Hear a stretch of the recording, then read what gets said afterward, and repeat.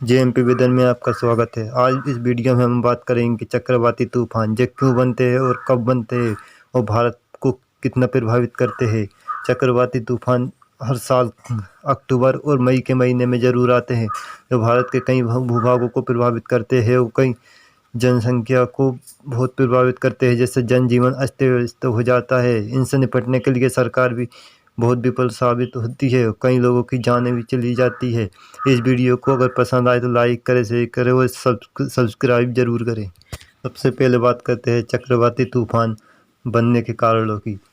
जी, इस मैप में आप देख सकते हैं व्यापार की जो पवनें होती है वो सबसे पहले उत्तर पश्चिमी फिर उत्तर पूर्वी होते हुए भूमध्य रेखा के पास आती है और नीचे से भी दक्षिणी गोलार्ध से भी इस रेखा के पास पवनें आती है जो मिलकर पूर्वी हो जाती है, और इस कारण यहाँ पर वायु दाब बहुत निम्न होता है और जहाँ पर गर्म तापमान होता है।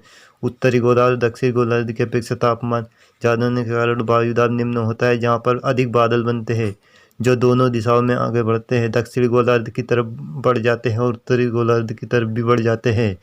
और उत्तरी गोलार्ध यहाँ पर बनने वाले निम्न वायु दाब उत्तरी गोलार्ध तरफ जाते हैं और चक्रवात जाते हैं। उस समय इनकी दिशा घड़ी के सुई के विपरीत दिशा में होती है उत्तर गोलार्ध में, जबकि दक्षिणी गोलार्ध में घड़ी की सुई की दिशा में ही घूमती हुई जाती है। और जो दोनों गोलार्ध में उत्तरी गोलार्ध में जाने के बाद पश्चिम की ओर मुड़ जाते हैं, जबकि दक्षिणी गोलार्ध में जाने के बाद भी पश्चिमी दिशा में ही मुड़ते हैं। और बीच पृथ्वी पर यानी भूमध्य रेखा के पास व्यापारिक जो वायु धाराएं होती है वायुमंडल में वो पूर्वी होती है और उत्तरी और दक्षिणी गोलार्ध में जो घूमते हुए पश्चिमी हो जाती है।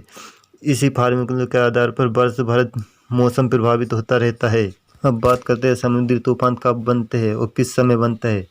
जब अरब सागर और बंगाल खाड़ी में चलने वाली हवाओं की गति बहुत धीमी हो जाती है, जब इन स्थानों पर हवाएं बहुत कम चलती है और बहुत अधिक मात्रा में नमी होती है और तापमान भी समुद्र का 27 डिग्री सेल्सियस से अधिक होता है, उस समय ऐसी स्थिति उत्पन्न होती है। मई के महीने में जब तापमान देश में बढ़ने लगता है, समुद्र का भी तापमान बढ़ने लगता है। जब भी बंगाल की खाड़ी और अरब सागर में मानसूनी हवा आने के कारण और ठंडी और गर्म हवा मिलने के कारण तूफान अचानक बनने लगते हैं। मानसून आने के समय ऐसा देखा गया है।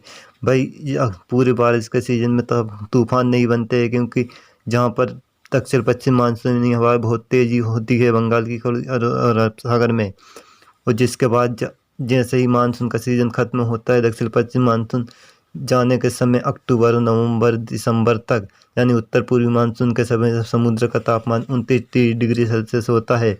भूमध्य रेखा के पास वायु दाब बहुत निम्न हो जाता है। वहाँ से बनने वाले घने बादलों के साथ ही वायु दाब का घेरा चक्रवाती तूफान में बदल जाता है, जो उत्तरी गोलार्ध और दक्षिणी गोलार्ध की तरफ मुड़ते हुए चले जाते हैं। और ये समुद्री तूफान की रफ्तार बहुत अधिक होती है, 200-300 किलोमीटर प्रति घंटे की रफ्तार तक चली जाती है। वर्ष 1999 में आए चक्रवाती तूफान ने उड़ीसा के तट पर भारी नुकसान पहुंचाया था। लाखों लोगों की जान चली गई थी और जान माल का काफ़ी नुकसान हुआ था। अगर भारत देश की बात करें तो सबसे अधिक चक्रवाती तूफान बंगाल की खाड़ी में उठते हैं। अरब सागर में भी चक्रवाती तूफान बनते हैं, लेकिन बंगाल की खाड़ी की अपेक्षा कम शक्तिशाली होते हैं। इन तूफानों की रफ्तार बंगाल खाड़ी में बनने वाले तूफानों को अधिक मात्रा में नमी मिल जाती है और घने बादल मिल जाते हैं, और जहाँ पर परिस्थिति भी अनुकूल मिलती है, जो अनुमान सागर के आसपास बनते हैं, उनकी तीव्रता बहुत अधिक हो जाती है, क्योंकि जो उत्तर पश्चिमी दिशा में बढ़ते हुए समुद्र में ही ठहरे रहते हैं और ठहरे रहने के कारण और समुद्री ही में ही रहने के कारण इनकी गति बढ़ती ही चली जाती है। और 2013 और 2014 में आए चक्रवाती तूफान इसी जगह पर बने थे। इनकी रफ्तार 200 किलोमीटर तक पहुंच गई थी, जब उससे भी अधिक पहुंच गई थी, जो उड़ीसा के तट पर ही टकराए थे। और उस समय सरकार ने काफ़ी बचाव और राहत के कार्यों पर जोर दिया था। लाखों लोगों को सुरक्षित स्थानों पर पहुंचा दिया गया था, जिससे कई लोगों की जान बचाई जा सकी और भारी नुकसान को रोक लिया गया था। और हर वर्ष कहीं ना कहीं किसी न किसी देश में चक्रवाती तूफान आते हैं और लाखों लोगों को प्रभावित करते हैं, जिनमें हज़ारों लोगों की जानें भी जाती है। फिलीपींस में हर वर्ष तूफान आते हैं और पिछले वर्ष आए तूफान में 10,000 लोगों की मौत हो गई थी। और जहाँ भारी नुकसान देखा गया था, बाढ़ जैसे हालात उत्पन्न हो जाते हैं। यहाँ पर भी चक्रवाती तूफान आते हैं और ज़्यादातर बंगाल की खाड़ी के तूफान घने बादलों के साथ जो समुद्र तट पर टकराते हैं, उस समय हवा की रफ्तार तेज़ होकर कम हो जाती है, लेकिन इतनी ज़्यादा बारिश होती है, कुछ ही समय में 25 से 30 सेंटीमीटर तक बारिश हो जाती है।